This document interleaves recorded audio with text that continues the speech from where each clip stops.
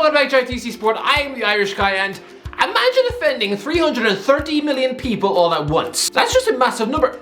That is 1/20th of the world's population. Offending 330 million people. That's like if for a video, Mr. Beast's views multiplied by 10 and the content was essentially him just wiping his bum with a photo of the Queen. Yeah, that's offended a lot of people. Well, for Neymar, that's what he's done with the MLS. This was supposed to be a month of redemption for the man, right? I mean, he's just released his documentary on Netflix. I mean, this was supposed to be football's answer to The Last Dance, right?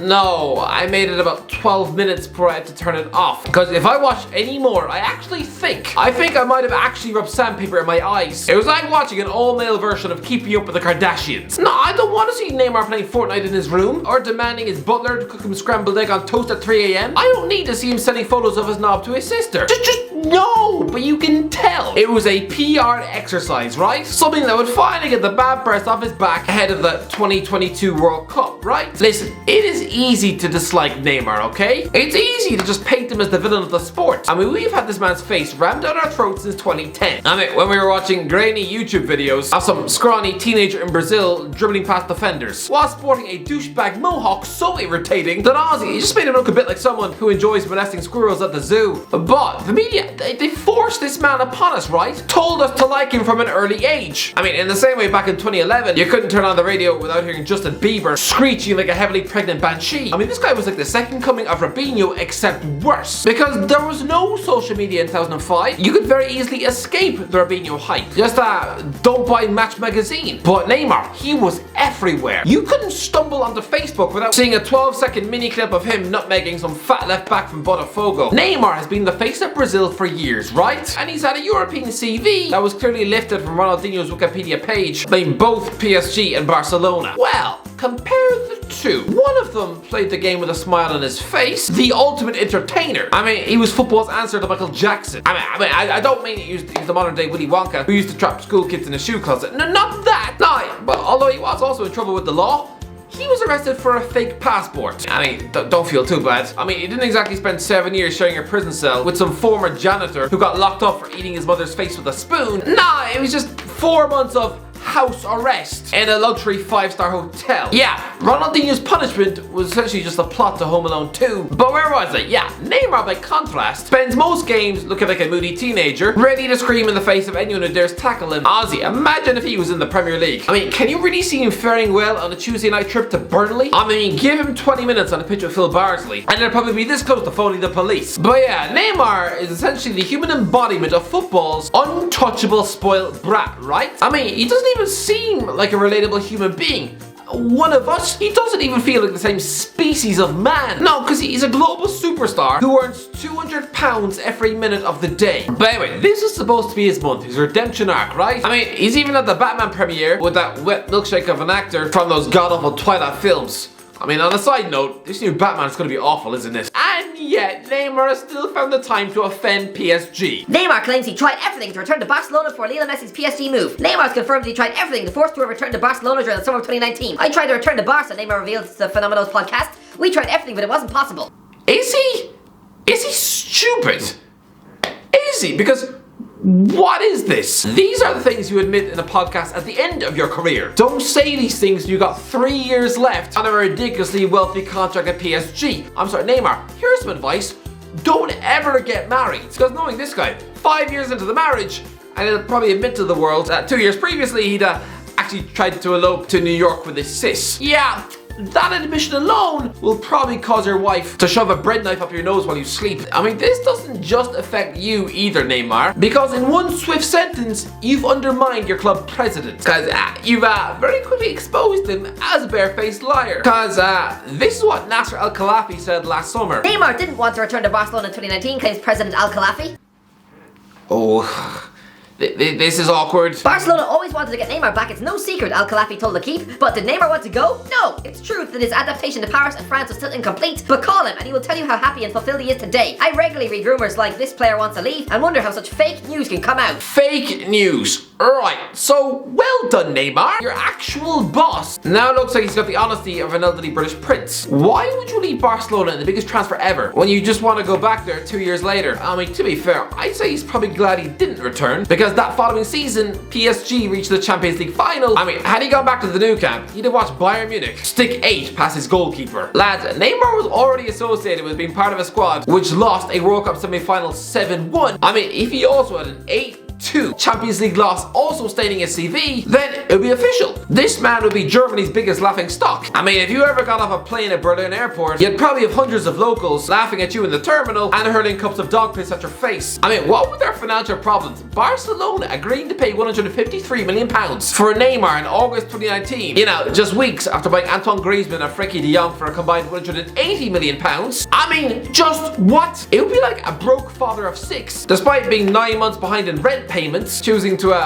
then buy a Ferrari on his credit card. Yeah, enjoy spending the next 5 years living in the woods. But if I was Neymar, I would have forced through a move last summer to Real Madrid. I mean, come on, you're never really going to be loved by anyone, so why not live up to the role of being a sporting villain? Follow in the footsteps of Luis Figo and Ronaldo Nazario. Yes, you are a Barcelona star, but go on.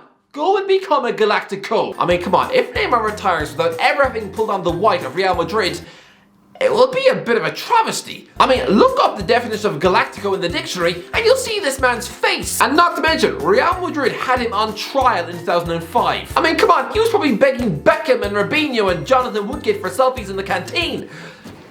Maybe not Woodgate. But yeah, Neymar. Football's answer to a plastic Paris Hilton.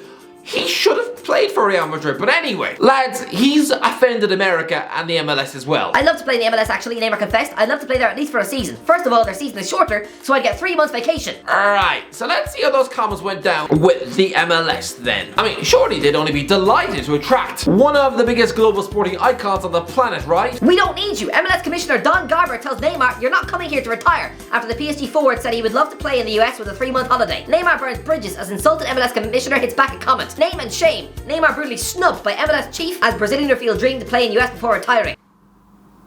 Oof. We don't need to bring in a big name player at the end of their career because they've decided they like to retire in MLS. Interestingly, when Zlatan left Major League Soccer, nobody said that he went to go and retire in Italy. Garber said, frankly, I was insulted by that because if Zlatan came to us at the same age, he went back to Milan, it would have been perceived as a retirement move on his part. He worked his tail off in MLS and he's working his tail off in Serie A. I'm not quite sure why we're viewed differently, but that's how it is. Okay then, so the Mr. Monopoly of the MLS is offended that Neymar wants to go and use your league as a retirement home. Am I the only one who thinks you should be honored to have Neymar come to your league? Think of the money this man would bring in. I mean, Crespo, that league have decided to make Lorenzo Insigne the best paid footballer in MLS history, shoving nearly £50 million down his throat. But really, is this guy's face really going to be plastered on Nike billboards in New York? On a global scale, are you really going to see people in China or India walking around in Toronto shirts with Insigne 7 on the back? I mean, do you think this Italian hobbit from Napoli is really going to be invited to luxury parties at the mansions of LeBron James or Will Smith? Again, no, he can walk down any street in Canada and nobody will look twice. But Neymar, he would be the biggest face of the MLS since David Beckham. I mean, the MLS is a standard of league where the average footballer can excel. I mean, Crespo, Carlos Vela is the MLS's answer to Tom Brady. He's a goal-scoring monster, an MVP superstar, and yet he's also a West Brom flop who couldn't sneak past Nicholas Bentner in the pecking order at Arsenal. I mean, Crespo, you can't suddenly look down your nose at Neymar when the 4th highest ever goal scorer in the MLS is Kei Kamara. You know, a Norwich and Middlesbrough flop. I mean, Christ, this isn't exactly an elite standard when one of the MLS GOATs is Sean Phillips' crap brother. You know, the one who failed for Charlton Athletic in the championship. I mean, the MLS buy players, but do anyone really buy from the MLS? Nobody has ever paid more than £20 million for a footballer from this league. I mean, your record departure was Miguel Almiron. Again, while at Atlanta United, he looked like the Paraguayan Messi.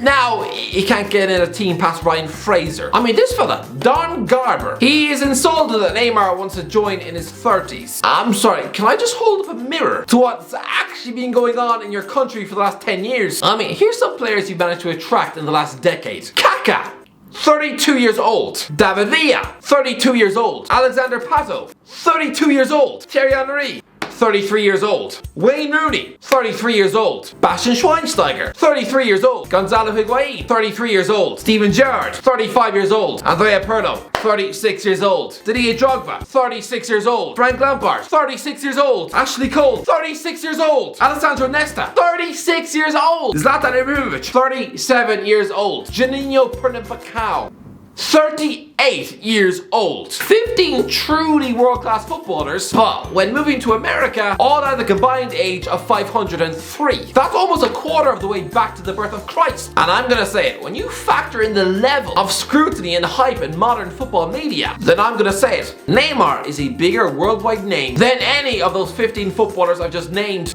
He's got 170 million followers on Instagram. To put it in context, that is 100 million more than David Beckham. You know, the MLS's biggest ever star. This man has got over 4 times more of a following than Harry Styles. He's 3 times more popular than Paul Pogba. Don't you tell me this man isn't an elite global superstar. This man, he just screams Hollywood. I mean, so do sexually frustrated old housewives when they watch the Great British Bake Off, but that's another matter. I'm sorry, you think all those players I mentioned were in their prime? Price of Lampard didn't even show up for work in New York for the first year of his contract. These players, they moved to your league for the American culture, the weather, the anonymity. I'm sorry, do you really think if your league was based in the mountains of Iran, I mean, they'd still want to join? Excluding Neymar from your treehouse, it makes no sense. You might not want to admit that you're a retirement league, but that's exactly what you are. You should be wheeling out the red carpet for Neymar like a prince, instead of concentrating on signing the likes of DeAndre Yedlin and Kieran Gibbs. By the way, Brazilian footballers have always had a fascination with sampling life in America. Christ above, this isn't just a new fad for Europeans after Beckham made it cool. Even Pele was winding down his career with New York Cosmos, and that was long before 2007. This man legitimized this league for South America. So why can't Neymar copy the likes of Kaká, Pato and Juninho? Why is he not invited to your treehouse of cash? Do you understand what Neymar would be in the MLS? Exactly what PSG wanted him to be in France. Another monster of a footballer dominating the league. I mean, Ibrahimovic had this division on strings age 38, but Neymar at 33. I mean, this man who fought his way to the top, playing on boggy sand pitches out the west coast of Brazil. So here he is, up against spoon-fed fullbacks who just won a soccer scholarship at Stanford or Michigan State. I mean, you guys thought Sebastian Giovinco was good. I mean, you're all enamored with Carlos Vela. No, wait until you see Neymar up close in the flesh. Move to LA Galaxy and you'll be a California superstar on par with Tupac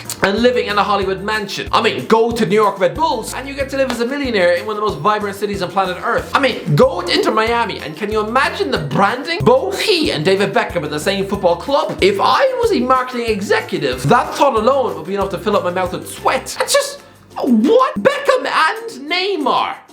Lads, the MLS chairman saying no to this guy. I mean, get over your hurt pride. Don't give me those sad puppy dog looks. And just realize that you're the most expensive footballer to ever live. And he's wanting to be the second coming of Beckham. The eyeballs he would bring to this sport. Think of the money. Think of the Galaxy shirts you can flog to the Middle East with Neymar's name on the back. Just out of this world. So a letter to the MLS. Don't you dare say no. Anyway, that's what determine what do you think, right? Let me know. Would Neymar be a success in the MLS? Of course he would. Let me know. Put your comments in the comments section below. If you enjoyed the video, don't forget to check out. As always, I'll talk to you in a while.